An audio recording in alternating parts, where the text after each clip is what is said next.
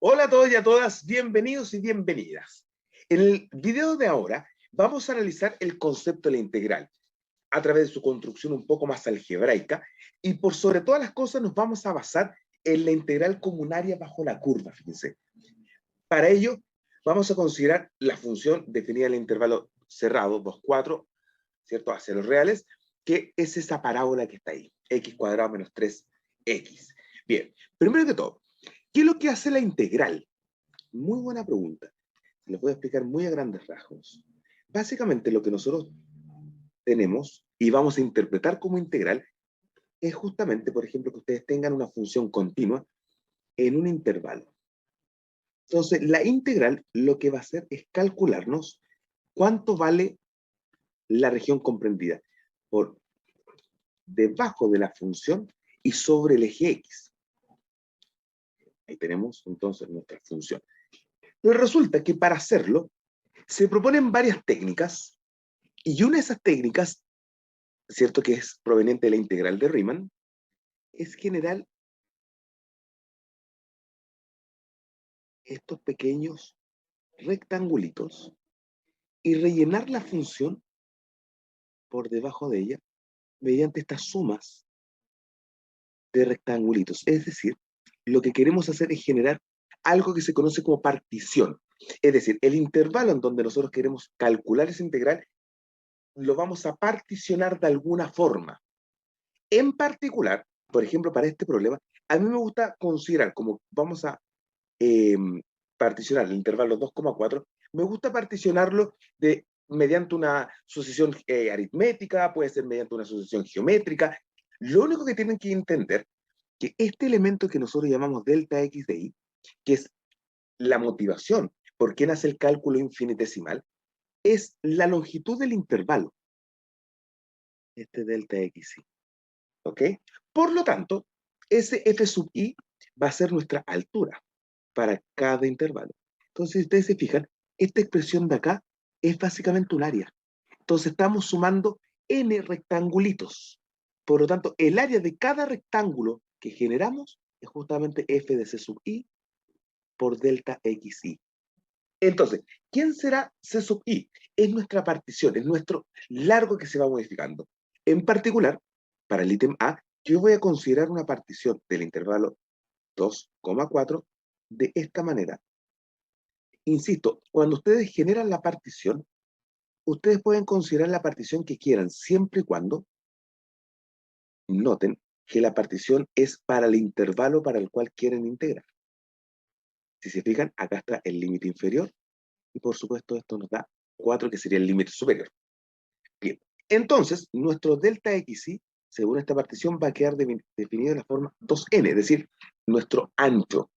¿Bien? Y por lo tanto, nuestro c sub i, ¿cierto? Va a ser nuestro término general de esta partición. Y por lo tanto, cuando hacemos f de c sub i, nos va a quedar, bueno, en la imagen justamente de 2 más i por 2n. Bueno, hacemos toda la álgebra correspondiente. Esto nos va a quedar 2 elevado a 2 por i elevado a 2 sobre n al cuadrado, más 2 por i sobre n menos 2. De esta manera, entonces, vamos a realizar el cálculo de esta integral. Pero fíjense en algo, voy a devolverme, porque por definición, antes de tener como tal la integral, vamos a plantear esta sumatoria desde i igual a 1, es decir, sumar nuestros n rectángulos, las áreas de nuestros n rectángulos. ¿Se fijan? Como esto lo habíamos dicho como el área.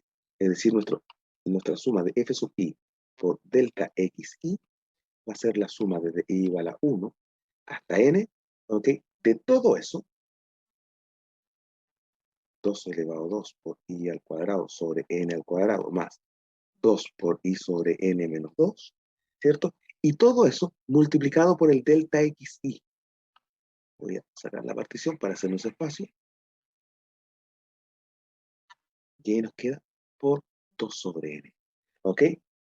Los invito a desarrollar esa suma mediante las fórmulas tradicionales que ustedes deben conocer, la suma de los cuadrados, la suma de los i, etc.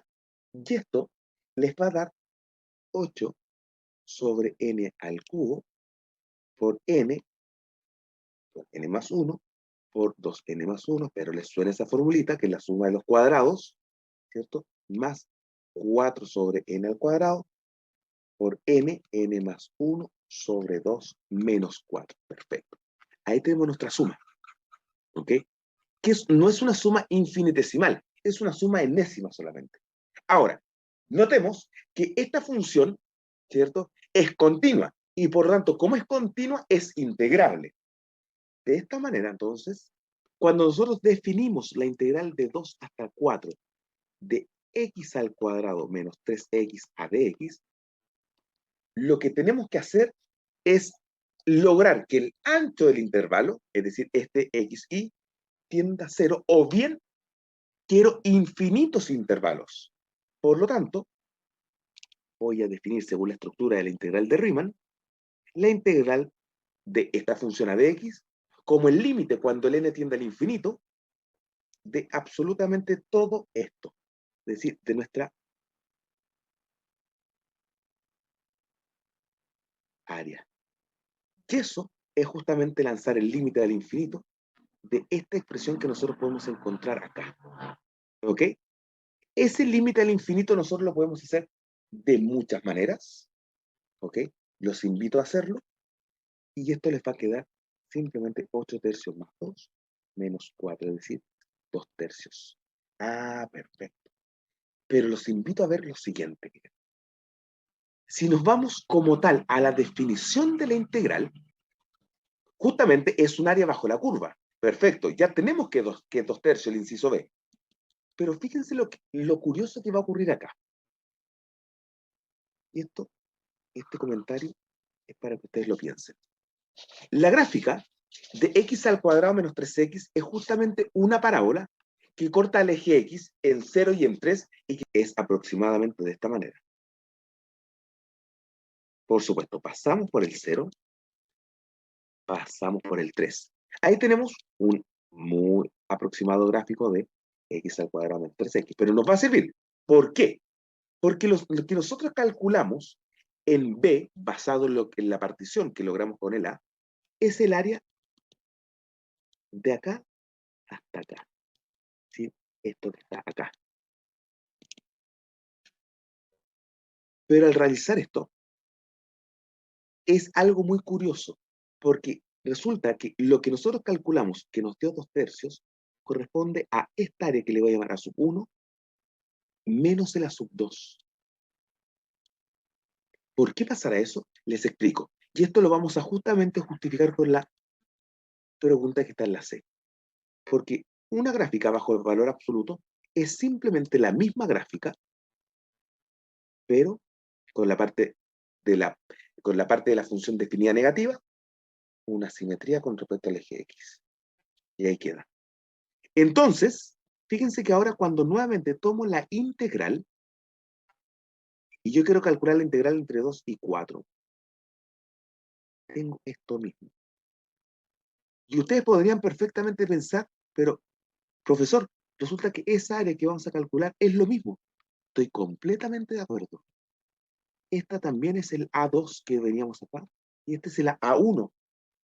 Pero resulta que lo curioso que se logra acá es que A2 es la integral entre 2 y 3 de 3x menos x al cuadrado de x, que si la calculamos es una integral inmediata, bastante sencilla, es 7 sextos. Y A1 es ojo, la integral de 3 a 4, pero de x al cuadrado menos 3x a de x, que nos da 11 sextos. Y acá ustedes pueden decir, profesor, resulta que acá usted puso la función al revés. Claro, tiene que estar precedida por un signo negativo, porque en el intervalo 0, 3, f de x es menor que 0. Y yo no entiendo las áreas negativas, no significan nada. Entonces tiene que tener coherencia. Por eso entonces, cuando realizamos un área bajo la curva, mediante la integral de Riemann, tenemos que sumar las áreas. Es por ello que el área bajo la curva, mediante la integral de Riemann, definida entre 2 y 4, de f de x, ¿cierto? Que la escribo de esta manera, es ahora la suma de estas dos, que nos da exactamente a 3 unidades al cuadrado, sea lo que sea. Ahí está la pequeña diferencia. Noten lo que hace automáticamente la integral de Riemann cuando consideran la partición y lo calculan como un área bajo la curva versus un análisis un poco más en detalle. ¿Está malo esto? No, está correcto, porque efectivamente el área inferior está restando. Cuando nosotros contextualizamos este tipo de materia, por ejemplo en economía, por ejemplo en estadística, ahí hay que tener este tipo de consideraciones.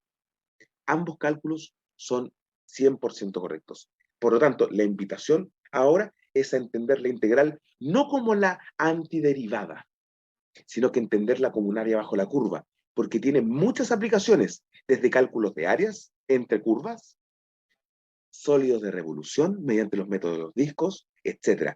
La integral es un elemento matemático importantísimo y a mi gusto el más útil, porque tiene muchas aplicaciones. Así que espero les haya quedado claro. Espero también sus comentarios y muchas gracias. Nos vemos en un siguiente video.